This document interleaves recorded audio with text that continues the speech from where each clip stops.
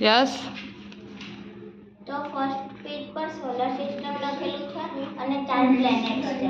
Yes, very good. વોલ્ટ્સ ને લખેલું છે.